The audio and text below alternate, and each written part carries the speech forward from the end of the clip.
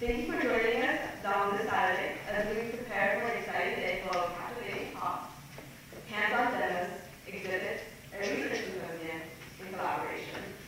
We've chosen this theme as a center of discussion today for various reasons. Creativity is an essential trait with profound evolutionary consequences for humans and animals alike. Without which we would hardly produce novel solutions to life's various challenges. But how has creativity transformed the human condition in a way that do not seem to be reproduced in animals?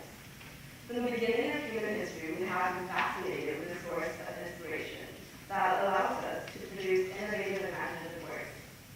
To the present, we still pursue to answer questions surrounding the vital aspects of the human experience. From the disruptive technologies of the Silicon Valley to the storytelling of Pixar animation, creativity plays a critical role in advancing human innovation and accomplishments.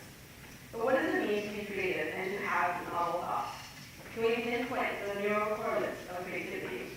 How can we produce novel and creative languages? What is the role of creativity in self-identification and expression? What part can computers and programs play in creative processes? Today we'll address these questions in an interdisciplinary approach in order to gain a better and holistic understanding of creativity. Since its establishment in 2009, this conference continues to provide a venue for which attendees from all backgrounds and fields of studies intersect to learn, discuss, debate, and share. You'll be able to attend fascinating talks by renowned speakers, either the keynote addresses and the focus talks. During our exhibit and poster session after lunch, you'll be able to engage with current research at a research symposium and engross yourself in a hands-on brain anatomy demonstration, as well as the exhibits from the Synesthesia Association of Berkeley, Creativity, and Art, provided by the Art and Science Decal, a student course taught at UC Berkeley. This event will conclude with an integrated panel where our speakers will gather in conversation, incorporating topics that we have learned throughout the day. After 5 years, this conference remains a large success, garnering international collaborations and media attention. But this production would not be possible without the tireless efforts and dedication of the Cognitive Science Students Association. We strive to build a sense of community as well as provide valuable opportunities for personal, academic, and professional development. The CSSA hosts a myriad of events to support these goals, such as professional student dinners, information sessions about the major, and student socials. The foremost event of the year continues to be this conference. In organizing this event, we hope to encourage discussion, especially among those from different fields of study, in order to further the understanding of creativity from a cognitive science perspective. And so, on behalf of CSSA, I hope you enjoy the conference and leave you feeling ever more inspired. Thank you.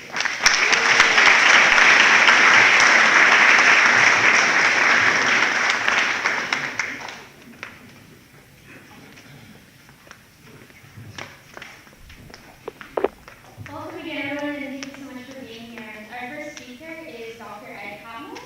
He is not only one of the 3 founding fathers at Pixar, but he currently serves as the president of Pixar and Walt Disney Animation Studios.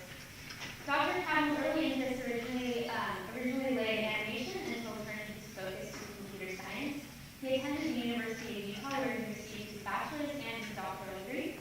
Upon receiving his PhD, he had already made groundbreaking contributions in 3D computer graphics, such as bicubic patches and Z-buffers to track the depth of objects, as well as texture mapping, allowing objects to appear in different materials such as cement or wood.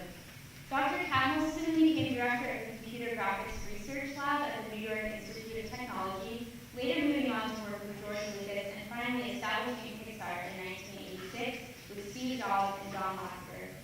Dr. Catmull has won numerous awards for his contributions in science and computer graphics, including an Academy Award for the development of RenderMan.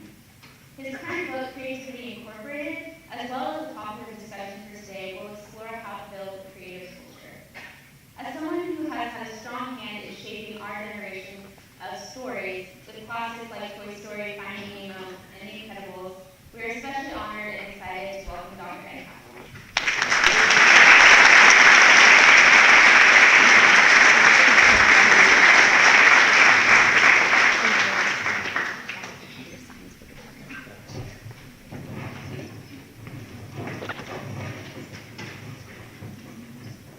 Good morning. I'll be sitting here because I've got a torn meniscus. So I'm not going to aggravate it more than necessary. So I'm pleased to be here. This is a different kind of audience for me. I'm going to address some things that are difficult to express, but I think a lot of them are in areas that you are engaged in, although I come at it from a slightly different point of view because of my background. But I want to try to present more of a philosophy of how we think about a creative environment. And I've been engaged with 5 different very fertile creative environments. There was originally the University of Utah, then New York Tech, Lucasfilm, Pixar, and now Disney Animation.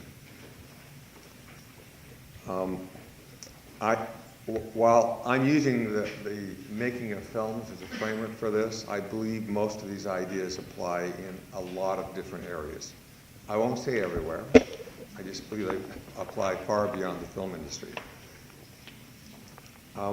When I finished grad school, I had a goal of making the first computer-animated film, and this became the organizing principle for my professional life and the driving force.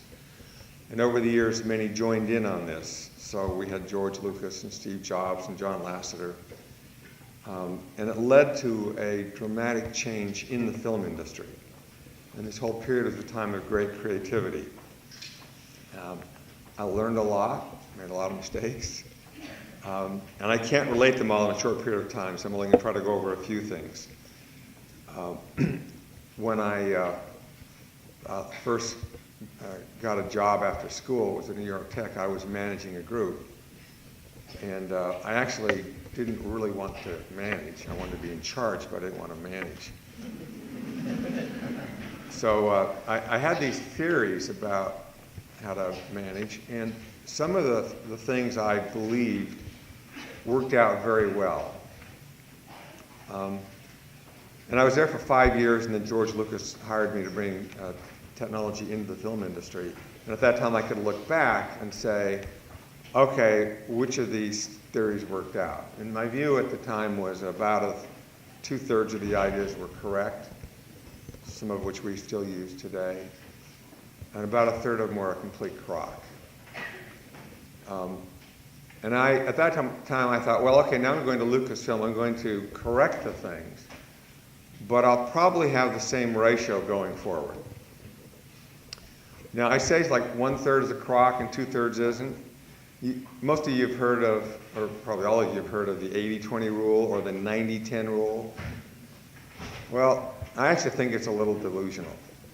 I think I'm right more than 2/3 of the time. But at the other part of it is the realization that usually I am self-deluded, therefore I up the number, that I'm more deluded than I think. And that's why I think 1/3 probably is the better number. Okay, so as I was going through this period of 20 years with these friends, there was a disconcerting phenomenon that I witnessed because I had very good friends who were in companies and starting up companies in the valley. So because of Lucasfilm, we're located here, about an hour and a quarter away from a lot of the things that are happening down in Silicon Valley. So what were these things that were confusing? One of them was that every time I discovered something that I thought was really good and true and important, it had already been discovered and written about a long time ago. Some of the things back in the axial age. All right. And it was baffling to find that ideas that were true and useful at the same time were obscure and difficult for people to get, and even difficult for me to see. And then when I saw them, I found that other people had gone through the same process. And somehow naming a problem actually seemed to make the problem worse, because naming something actually gives you the illusion of understanding it. I mean, I can think of a lot of examples, but like when companies would go off the rails, people would say, well, they had hubris. And then they would move on, because I just explained the problem. Well, hubris actually doesn't explain anything. All right? It's a name of a phenomenon. Has no explanatory power. And in fact, in general, as soon as we abstract out some adage that represents our understanding and our wisdom, as soon as we can repeat it, it's halfway towards becoming irrelevant. So what I wanted to do was to try to reframe some of these problems and these insights. It's sort of like the childhood game of connecting the dots, where you've got these number dots and you go around and you draw this picture. And that's the way the truths were, or these true sayings, I should say. It was sort of like we connect the dots. What happens if the dots aren't numbered and you have a lot of them? Then you can pretty much connect them in any way you want and come up with any image or picture that you want. That's part of what makes it obscure. So as I mentioned, at this time I was close to Silicon Valley, and I noticed there was an odd pattern down there. So here was the pattern. Somebody, typically coming out of school, would have a really bright idea, very creative idea. They would get some funding for it. They would have some good execution of the idea.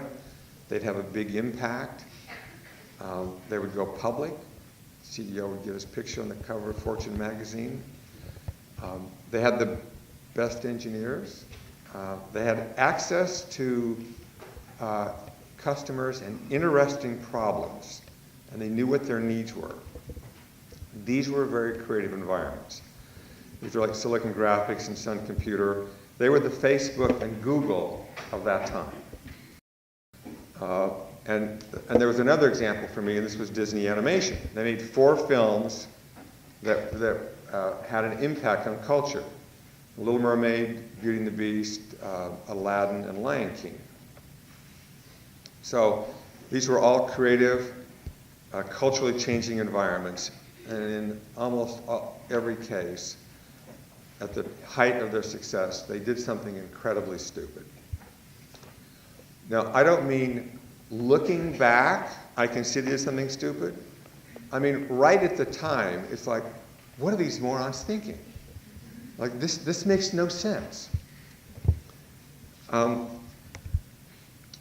I know a lot of these people, and they were creative, and they were smart, and they were experienced, and it was hard to make sense of it. So it was clear that something was going wrong inside of successful, creative organizations. And that really smart people were missing something which was critical to their survival. And without seeing it, or without knowing it, these creative people were becoming uncreative. So whatever these forces were, they were very strong, they were powerful, and they were hidden. They didn't see them. So my presumption was that, and which is still true to this day, that I believe those forces are in action, that is, they're in force now at Pixar and at Disney Animation, and that I can't see them. And they're always there. So how do we face and address forces that we can't see? Well, for me, while watching this at the time, it was academic, because we weren't successful. Until Toy Story came out in 1995. And a week after it went out, we went public. So suddenly, a few things happened which shaped my world.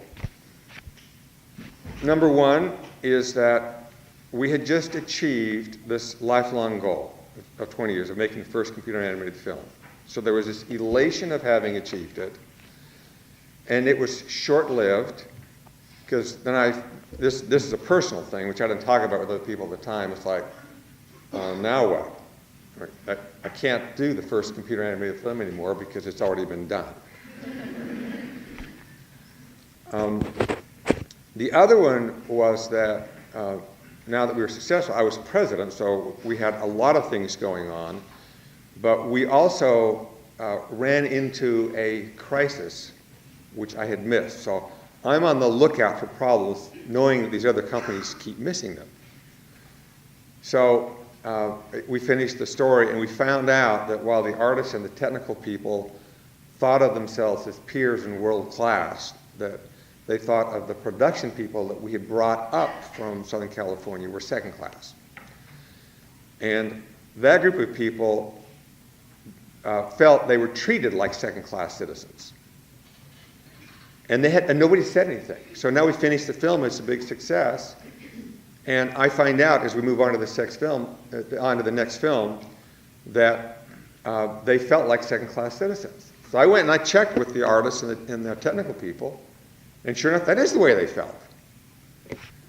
So that was like a shock to the system.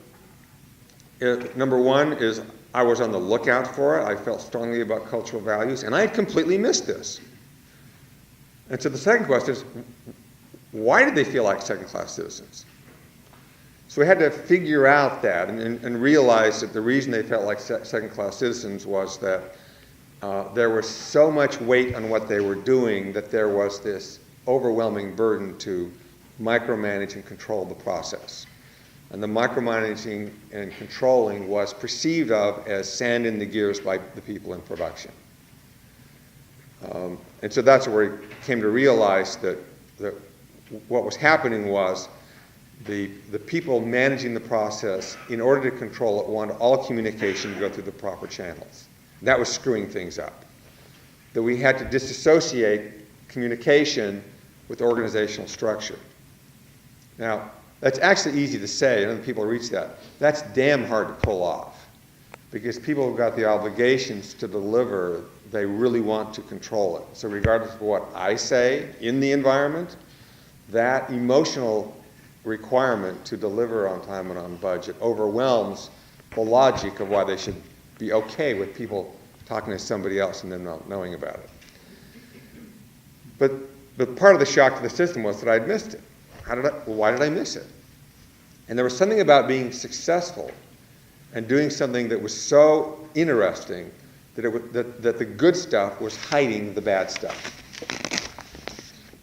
So for this year, I was in a personal turmoil. I had plenty to do because we were making another movie, or running a company, and so forth. But I'd lost my goal, and I didn't know exactly what it was. Plus, I asked this question of myself at the time, which I didn't even tell people about until years later. And the question I asked was, we got to this point. I know that I was the first person there. I hired a lot of these people. I was a driving force, but there were other major forces involved. There was John Lasser, who was a creative genius. There's Steve, who of course is well known. But there are a lot of other people that you don't know about who were part of making this happen. So the question I had was, how much of it was me?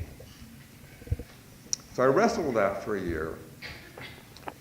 And by the end of the year, I came to a new understanding. First of all, the question about how much of it was me was the wrong question to ask. Now, the only reason I bring it up was because I know a lot of people ask the question and come up with the wrong answer. All right, and I see it in them, but almost nobody will ever admit that. The second thing that came out of the end of the year was the realization that while we could not repeat that doing another first film again, there was a major challenge, and that is, how do you actually build a creative culture that is sustainable? How do you keep it from going off the rails, which is what typically happens. That first group who was wandered off into no man's land and got the excitement and that adrenaline rush of creating something new, and now having achieved it, replace those goals with keeping it going. And in doing so, they never ventured back into that creative territory again. And it was a bizarre phenomenon, and it still exists today. Our issue was, how do we keep ourselves creating our own environment and altering it and changing it? So that then became my new goal for the next 20 years. Now, a lot of people ask the question, how do you become creative? And I know it's an issue for you. It's on the topic of this conference. And there are some natural things about it. It has to do with the environment you're in. It's clear that some people generate more ideas and act on them, and so you might want to ask, how do you get them to generate more ideas, or how do you get them to act on them? And of course, there are clear talent and innate differences in people. But for me, it's the wrong question. Not that it shouldn't be asked or addressed by others, but it wasn't the question I wanted to ask. The real question is, what are the systemic and cultural forces that block creativity and change? I approach from the premise that basically everybody is creative, and I define creativity fairly broadly. It's not about pretty pictures or telling stories. It's about problem solving and dealing with the issues in our lives. If you were to ask a group of people, what should you do to make people more creative? A few people would raise their hands with some ideas. But if you were to ask people, what can you do to block people or make them feel bad or make them feel insecure? Well, everybody knows that. Everybody would raise their hand on that one because they all know things like that. That's the bigger problem, the one I want to address. So what I want to do in addressing that is talk about a few of those blocks or barriers. And they are, one of them I want to talk about the barriers to honesty, the fear of failure and mistakes. The third one is the protection for the new. And the fourth is the appreciation of what we can't see. So on the first one, on honesty. When you are doing something new and you're talking with others, you want an honest assessment. This is clearly true. It is so true that it is useless. The opposite of honest is dishonest. And so everybody would agree, and if everybody agrees, then it has no effect on your behavior. Honesty actually has too much baggage with it. So the word I prefer to use is candor.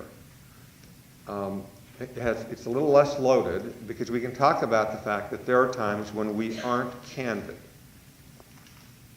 And there are good reasons why people aren't candid. Or there may be bad reasons, but there are reasons which we understand why people aren't candid. We like to be polite and not to offend people. We want to show respect. We don't want to embarrass somebody else. We don't want to embarrass ourselves. We want to look good. Sometimes we're performing for others. A lot of these reasons are subconscious. We're not even aware of them. But they are nevertheless reasons why we sometimes do not give a candid assessment of what somebody else is saying. So we have a couple things to deal with that, but one of them I want to talk about is the brain trust. So at one level, the brain trust seems like an easy concept. It's a group of smart people to get together and talk honestly with each other. And we were fortunate to have a group that came together. This is in the making of Toy Story. And they were a remarkable group that was focused. They were funny. They knew what they were doing. They were very intense. The director was John, so he made the final decision on everything. But when they had their intense discussions, it was never personal. It was about the problem. It wasn't about any other thing that got in the way. Over time, as we went through films, the number of people we added people to this group, other directors and other storytellers. And it worked so well, it was so phenomenal, which showed up in our films, that we tried to apply the principles to other groups who were all colleagues, they were very intelligent and intense, and we put them in together and we found that it didn't work as well. So the question is, why is it that this group worked better than others? What was different about it? And it took us a while to figure it out. But one of them was we realized that this group of peers had no authority. The final decision maker on the film was the director. So initially it was John, so we naturally came in there, but later on when it was a director, John didn't have the authority to override the person, and I didn't have the authority. And the reason was we were trying to remove the power dynamics from the room. Now, the effect of this is that the director, that is the person who's coming in as the advocate for an idea, knows that the people there cannot tell them what to do.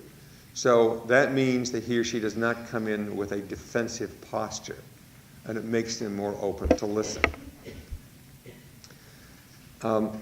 Now, there were several things there, I mean, that being one of them, but we had to think about and pay attention to the subconscious things that were going on in terms of how they perform in front of others, their desire to look good, and the ability to actually make mistakes, even say dumb things in the room. And by paying attention to that, we had a healthy room. So over the years, we found this to be a remarkably effective tool. Now, when I say remarkably effective, that doesn't mean it works all the time, because these factors that get in the way are always there. So sometimes the meetings are a disaster. It doesn't happen frequently, but it does happen. Sometimes it goes up beyond working very well and magic happens in the room. That also doesn't always happen. But we set it up so that it can happen. But usually it works very well. It's also something that's based upon trust and friendship. The principle actually is easy to explain to people. But trust is something that takes a long time to develop. Because you actually have to believe that it really is okay to say something dumb or stupid or off track and be okay with it. But it's true in a lot of environments.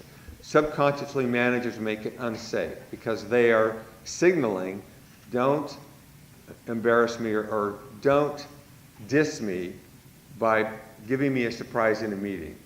The way you show respect to somebody is you let them know before the meeting what a problem is.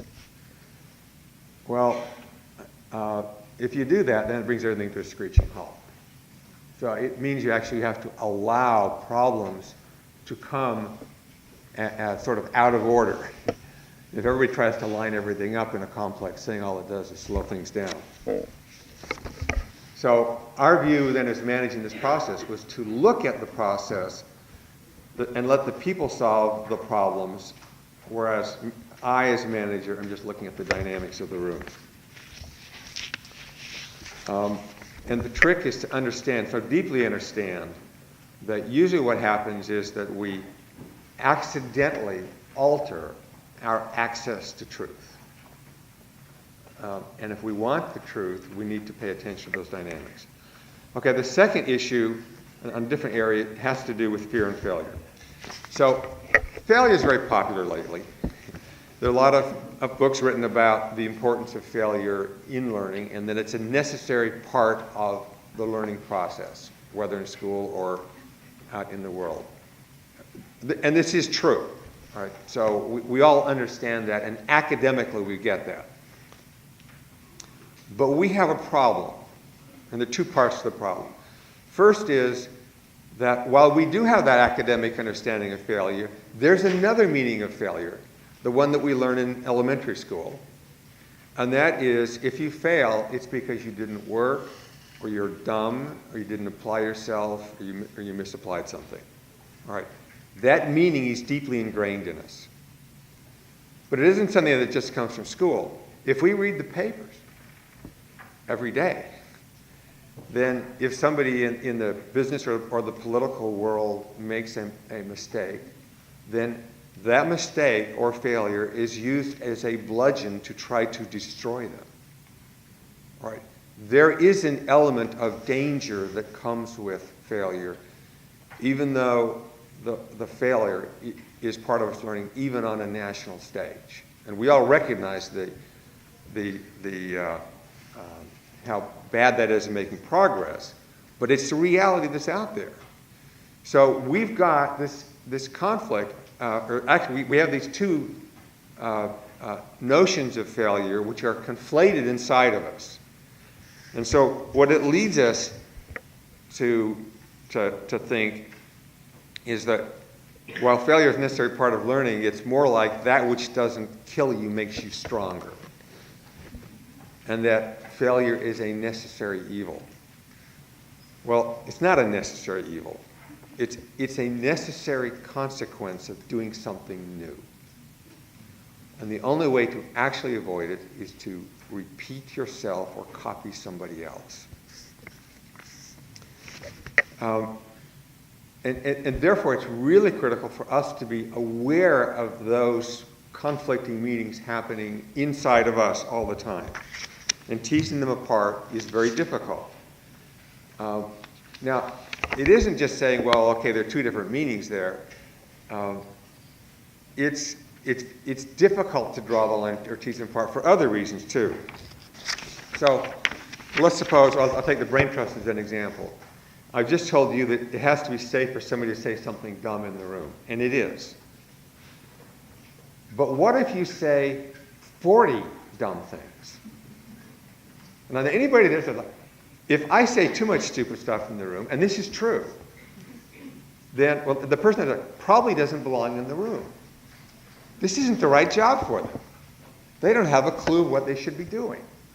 So anybody who comes in knows intellectually, well, okay, I'm supposed to be able to say one or two dumb things, but is this one of them? And does this count against the 40? Where's the line? I don't know. So it makes it hard. Okay. The other thing is there are fields too where the notion of zero errors and zero failures is very meaningful. So let's take as an extreme example the aircraft industry. Zero errors is a meaningful concept to the makers of the planes, the people that run the airlines, and to you who fly on them. All right?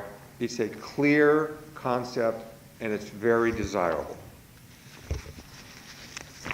And there are other areas. Now, in the world of medicine, where the body is much more complex, where errors or unexpected things happen, still we expect the procedural things to be without error. So when you go to the places for hospitals and checkups, as they pass you from person to person, they have a protocol. So you get the new person, they look at your chart, and they ask you, okay, what's your name? What's your date of birth? This is all an error-checking mechanism to keep from making things, or like in my case, I have my hip replaced, so I get there, and they ask me to draw the X on the hip that's to get operated on. All right? They just want to make sure they don't make a mistake. And I appreciate that. So the concept of zero errors in some places is meaningful. But there are other areas where it is not meaningful and is damaging. And in the creative world, zero is a damaging concept or meaningless. In education, zero errors is not a meaningful concept. Okay, so where to get the balance there? So let me give one example. This is from Disney. When we came to Disney, they were making a movie which is called Bolt. And they had the characters, the funniest character in the movie called Rhino. And Rhino was so complex, he was difficult to animate. And the animators could not finish the movie because he was so difficult. So they went to the technical people and said he needs to be remodeled and re-rigged. Rigging is what they call all the controls to make the character move. And they said, well, it'll take 6 months to remodel and re-rig Rhino. Well, we only had 8 months left to make the movie. So I called a meeting with the company, and we talked about a number of the concepts, in particular this concept of it's better to ask for forgiveness than permission. Now, it's a phrase you've all heard. But think about what this means. It means that the person believes that they should do something, and it's counter to what the current company thinks is right or the boss thinks is right. And they believe it so strongly, they're willing to go against the culture or against the boss to do what they think is right. Right? Now, that's a good thing. Right? That's a good desire to have in people. And I think the top-down view of that is that it is better to fix errors than try to prevent them all. But the natural thing is to try to prevent all the errors. So anyway, so I give this talk to the people. So that weekend, 2 guys go home and they re-rig and remodel Rhino in 4 days, and he's in production in 1 week. Okay, so what was the difference between the 1 week that it took and the 6 weeks they said it was going to take? It was the 6 weeks had built into it all these mechanisms to prevent mistakes and errors. All right? With a very damaging concept. When it was far easier to think in terms of, I'm just going to do something, and I'm going to make a mistake, and I'm going to fix it. But the rules that they put in place were put in place to protect the environment and to protect the production. They just didn't work. Okay, so that's an extreme example, but I think it happens in a lot of environments. Okay, so let me move on to the next topic, and that is protecting the new. So there's a term I heard down at Disney years ago when they were in their heyday of making Beauty and the Beast and so forth, and that was they had to feed the beast. Now, they didn't use the beast in a derogatory sense, but the beast was the big group of production people who were making the film. It was very creative, and the result was the film, and the film made the money to help keep the company going. But it was also where their costs were. So if you didn't have an idea to come in to feed this beast, then all of a sudden your costs went through the roof, and you could destroy the company because of out-of-control costs. Hence the need to feed the beast. So the problem that happens, and this happens in many companies, is you get started, you have this idea, and you develop stuff, and then you've got this big organization, and you've got to feed it. This is certainly true in the news industry or television or radio. You've got this thing, then you've got to have stuff coming in. But any company's got to have stuff coming in to feed this beast. All right, so you start off that way. You build this organization, then the founders move on, or they get hit by a truck, or whatever the hell happens to people over time. So you look around and say, okay, we need successors. Well, who are the most organized people in the company? They're the ones who run the beast. So you put them over everything. And they bring the values of running the beast to everything. Well, those values of running the beast are not the same as the values of that upfront creative process. Because that upfront creative process is in this undefined domain. We're trying to do something new. And it doesn't respond to this highly organized, meet your schedule kind of mindset, which is necessary in other places. But in applying that mindset to the upfront thing, it destroys it. So the question is, how do we protect that? And this is a hard concept. Because if I use movies as an example, and you say to people, would you like to watch us in the making of the movie? Well, a lot of people would like to see that. And what is the concept that people have about the early days of making an animated film? So if you think of a movie as like a movie star, all right, then what were they like when they were little or when they were young? So they were probably this attractive little Brad Pitt or whatever, and he may have been a little bratty or snot-nosed or whatever, and you go through that stuff and finally turns into this gorgeous star, all right? But what do you do if the baby's ugly? That's our real case, right? So when we start our movies, we first make them, we have an idea, and we put it up on reels. That is, we mock it up. So we have drawings, we have thousands of drawings, and then we edit them together, so it's like we make the movie 85 minutes long or whatever it is, And we put temporary music, and we have what we call scratch voice. That is, other actors or people there will act out the voices. So it's like a mock-up version of the movie, and we'll watch that to get an idea of how it's working. And that first version sucks. Now, I don't mean that in a self-effacing way, or that I'm being modest about our process. What I mean is that it sucks. It doesn't work at all. So, what does it mean to protect something which doesn't work? All right? It really hasn't been thought out yet. So we have to go through these iterative processes of protecting something that doesn't work. And how do you judge the team? So if you judge the team by their output, then by that measure they will have failed. Because it doesn't work. So we have to have a different measure at the upfront process, which is the measure of what is the spirit of the team. Are they working well together? Are they focused? Are their dynamics good?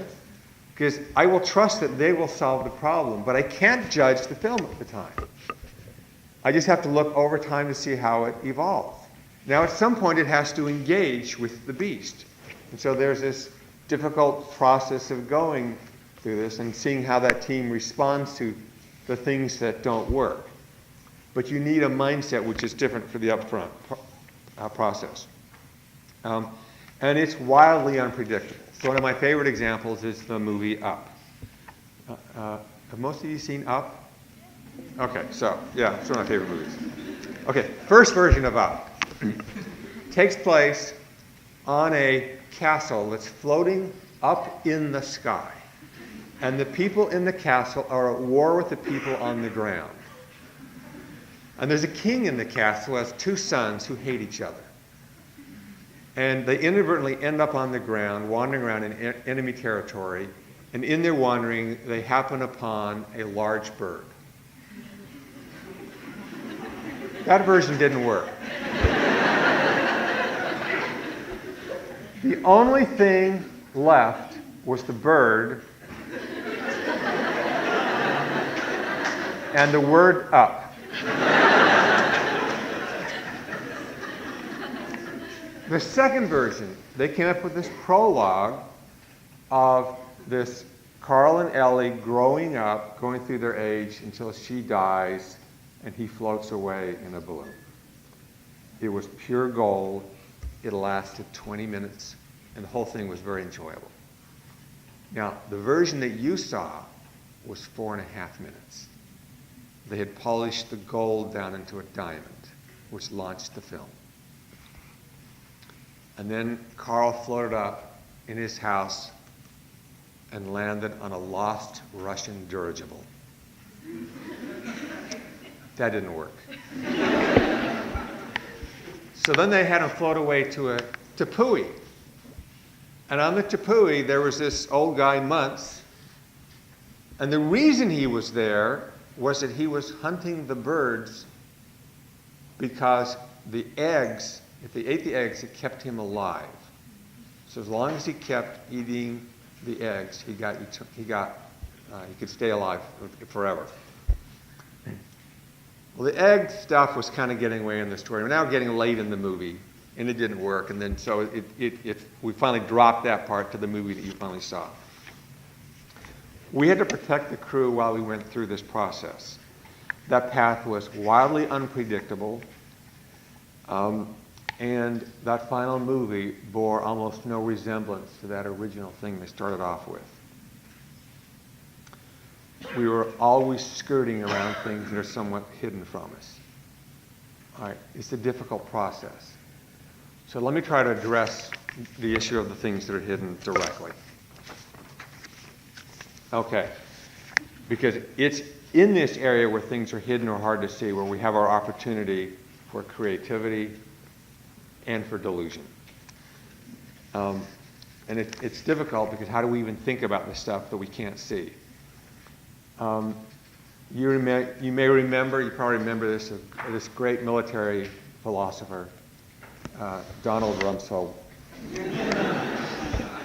as he was explaining why we were in this god-awful mess. he referred to the fact, well, there are the known knowns, the known unknowns, and then the unknown unknowns. As if the unknown unknowns were like this, like every once in a while, the little thing comes up and it's a gotcha. Okay? But let's think about, okay, how big are these domains? Okay, the known knowns, like, well, we've got a rough idea of the domain of what we know, what we've learned, we've gone through our life experiences. And we're all willing to accept and get that there's this bigger domain of the known unknowns. That is, we don't know typically how to do, let's say, surgery, or we may not know how to do plumbing, or we may not know how to practice law or do the things that are necessary there. So there's a gazillion things out there that we know we don't know, and we're comfortable with it.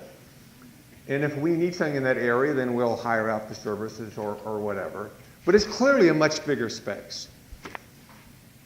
But the unknown unknown far dwarfs that space. But we don't think about it because it's unknown. And because we don't think about it, we're actually a little more closed off, because that's where the stuff is, and it's where we're going off in the future.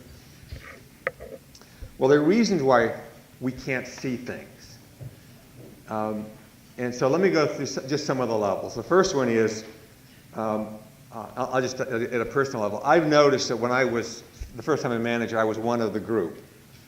So as a member of the group, I pretty much knew everything that was going on in their families and so forth, because I was close to them. And if people behaved badly or whatever, I saw it, and we were just a little tiny group. But over the years, as I became the president and various things happened, I reached the point where at work, I rarely see bad behavior. All right, they won't do it in front of me. Now, I don't think it's because I've changed. It's because the position has changed. But I have found that there are managers who are actually unaware of the fact that behavior is altered around a person who's perceived to have authority or power. And it's just a reality. And if you don't recognize that, then you're kind of deluded. But it does happen. But the point is, it's out of my sight.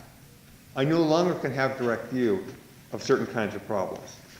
Then there's another level of problems, which are just that the sheer scale of things is that even if I could know something, I don't know everything. I can't know everything. There are just so many things going on. And I have to recognize that people have views of problems that I don't have. They see things I don't see. I likewise have views of things they don't see. I have a different kind of perspective about markets or forces or financial things that they don't see. But when it comes to the point of where the things kind of confront each other, then the question is, which one of us is right? And unfortunately, there's a power imbalance. So the natural thing is the person who's got more power, the notion is, well, their view is probably more correct. But that isn't really true. That in fact, frequently, it's a melding of the two which lets us get at the truth.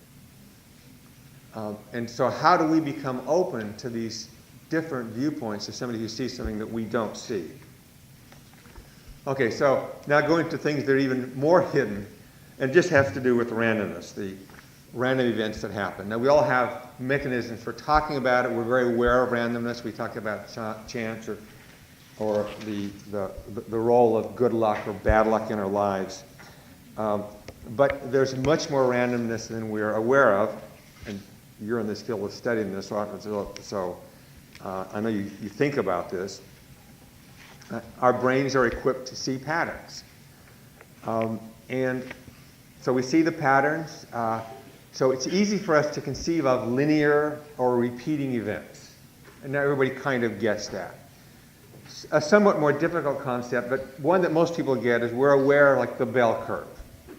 So we recognize, if we look at our doctors, that there are some who are outstanding, there are a lot that are fine, and then there are some who we wonder how they got out of medical school.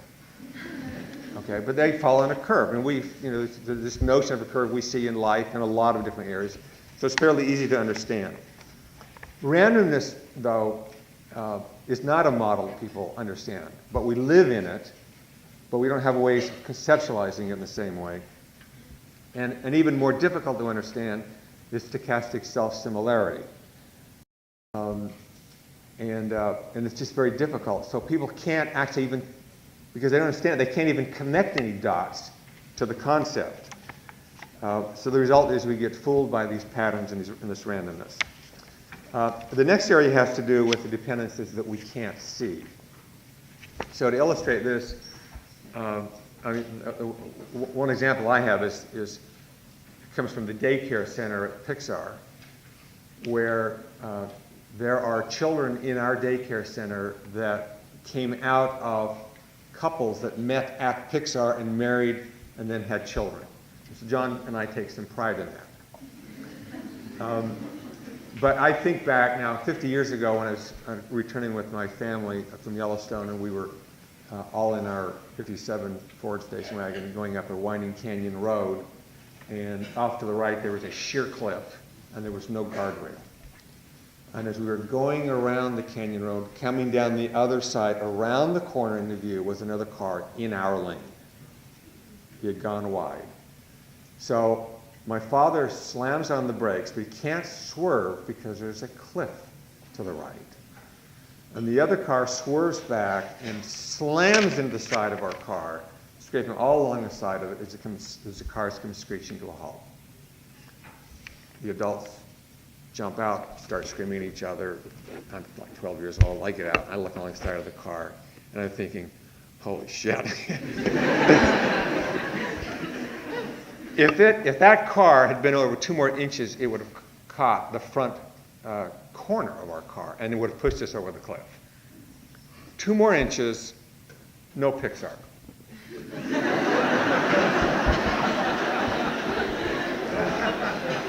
Okay, so the thing was, until the people read the book, as I put the story in the book, is neither the parents nor their children knew about the 2 inches. They had no way.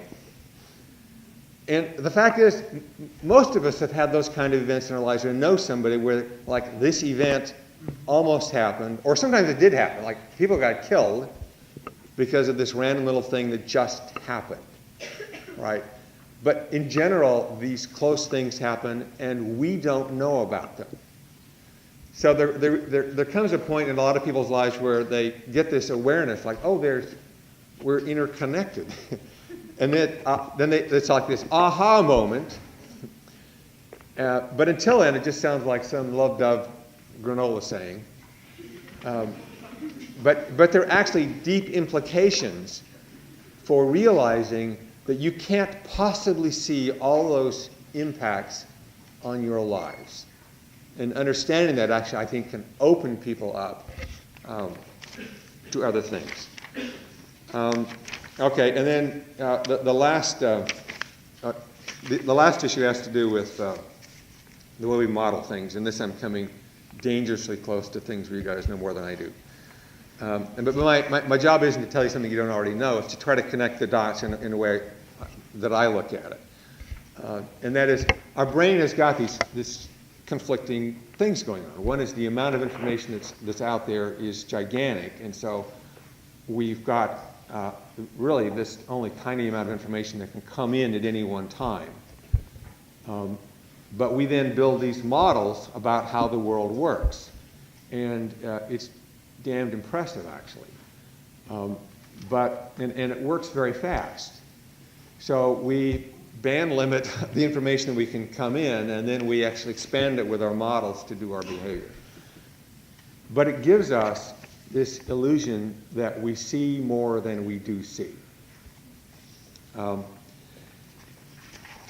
We have this term confirmation bias, which is this notion that we select things which confirm the things that we already believe, or that we overvalue or undervalue certain elements to confirm what we believe. But I actually think that it's more useful and I understand the concept, but I think there's a stronger thing going on, which I see over and over again, and that is that our modeling takes things that are out there and will frequently turn them into things that are the opposite of what was out there. That is, we only see through that power, through that internal lens, and it's very powerful. So the example, of course, being with the magician. So we go to magicians, the illusionists, and they call themselves illusionists. And we know that they're doing stuff, and they're using their pattern, they're moving their hands around, and they're trying to trick us, and we're trying to see it. And it's damn fun to watch how they get away with it. As we know, I have to think about the implication of this, because it also applies to movies here in this phenomenon, is that we see far less than we think we do. That is because we take the real stuff that we see and it gets mixed in with our models. We perceive it as one continuous whole.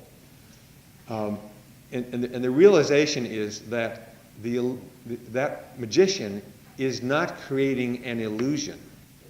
We create the illusion.